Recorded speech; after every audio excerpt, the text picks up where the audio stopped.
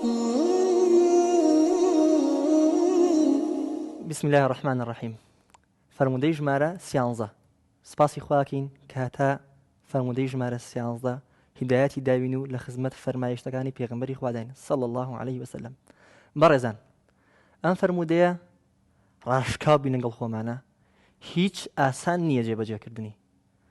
ئەسڵەن لە قورسترینی ئەو فرمودانەیە کە لەسەر نەفس جێبەجێکردنی زۆر زەحمەتە. ئەسڵەن لەو فرمودانەیە کە بە ڕۆژ و دوانوسیان مرۆڤ ناتوانێت بگاتە ئاسیەک بە تەواوی جێبەجێیان بکە.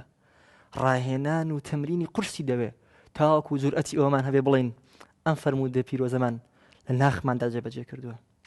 ئاخر ئەم فرمودەیە ڕاستەوخۆ دژی حەز و ئارەزووە شەیطانیەکانمان دەدوێت.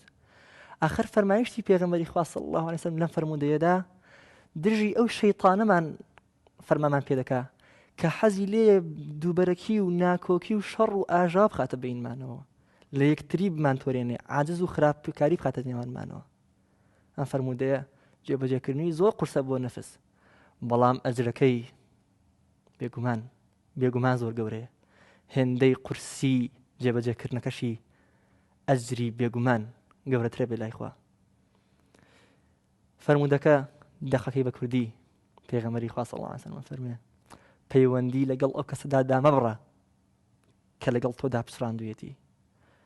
ئەو پەیوەندیە بگەیەنە لەگەڵ ئەو کەسەیە کە لەگەڵ تۆیە پەیوەندی پسڕانووە، لەگەڵ ئەو کەسەیە باش بە، لێی خۆش بە کە زوڵمی لێت کردووە، لەگەڵ ئەو کەسەیە باش بە کە خراپ بووە بۆت. هەمی شەش حەق و ڕاستی بڵێ. بەڕێزان، لێرە فەرمانە، پێشنیار نییە. وەڵا زۆر باشە بی ئەگەر لەگەڵ کەسێکە باش بی کە بۆت خراپ بووە، وەڵا لە کەسێک خۆش بە کە زوڵمی لێت کردووە بۆ ئەوەی پێت بڵێن زۆر پیاوی، زۆر چاکی، زۆر ئازای، ئافرین، لێبوردەی. فەرمانی پێغەمبەری خوایە صلی الله عليه وسلم.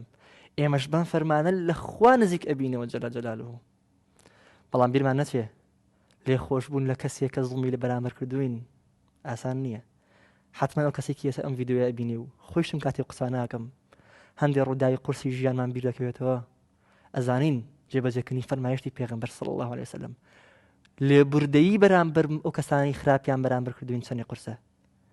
بەڵام بیرتان نەخەمەوە، بیری خۆش مێخەمەوە، پاداشتی خوا زۆر لەوە گەورەترە کە ئێمە ئێستا لەدەستی بدەین بڵین وەڵا نایبورم، وەڵا نایگەێنم، وەڵا ڕەفیقایەتی ناکەم.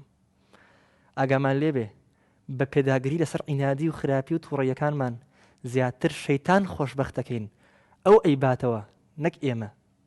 کەواتە بالەداخی شەیتان لە پێناو دەستهێنانی بەرزترین دەرەجەکانی بەهەشت و ڕازیکردنی ئەڵڵا جەل جەلاله و ڕازیکردنی خوا با هەر ئێستا لە دوای ئەم ڤیدیۆیەوە لێ خۆمەوە دەست پێ یەکەم لەو کەسانە خۆش بین کە خراپن بەرامبەرمان و بەلایانی کەمە هەوڵ بین یەک دانە کەس کە پەیوەندی لەگەڵ ئێمەدا پسڕاندووە ئێمە دووبارە پەیوەندی پێ بکەینەوە.